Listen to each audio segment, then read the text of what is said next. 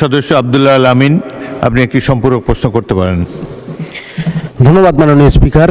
মাননীয় স্পিকার, আমি আপনার মাধ্যমে মন্ত্রী মহোদয়ের কাছে প্রশ্ন রাখতে চাই যে আমার নিজের নির্বাচনী এলাকা নারায়ণগঞ্জ 4-এও আপনারা জানেন যে বুড়িগঙ্গা, শীতলক্ষা এবং ধলেশ্বরী তিনটি নদী এখানে প্রবাহিত হয়েছে।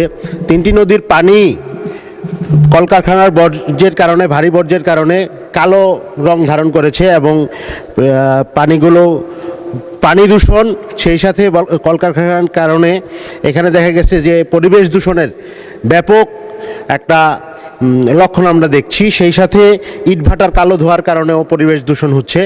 আমি মাননীয় মন্ত্রী মহোদয়ের কাছে কোশ্চেন করতে চাই যে এই ধরনের নদী দূষণ ও পরিবেশ দূষণ থেকে রক্ষায় বিশেষ কোনো প্রকল্প বা বিশেষ কোনো পদক্ষেপ মাননীয় মন্ত্রী মহোদয় নেবেন কিনা?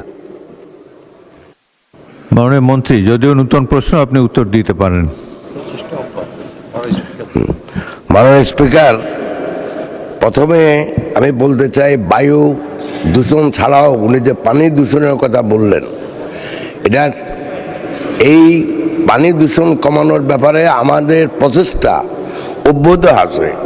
তবে আমি যেটা বলতে চাই সেটা হলো যে আমরা প্রতিটি ইন্ডাস্ট্রি যেখানে পানি দূষণ হয়, পানি নির্গমনের, দূষিত পানি নির্গমনের মাধ্যমে এই নদীগুলোতে যাইয়া পড়ছে, সেখানে আমরা প্রত্যেকটা ইন্ডাস্ট্রিকে ইটিপি স্থাপনের জন্য আমাদের যে প্রচেষ্টা সেটা অব্যাহত আছে।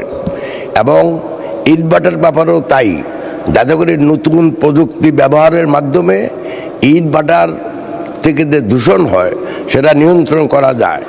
এছাড়াও আমাদের চেষ্টা থাকবে ইটের পরিবর্তে বাংলাদেশের জন্য ব্লক ব্যবহার করা হয়, যেখানে কোনো ইট আর পোড়ানো লাগবে না।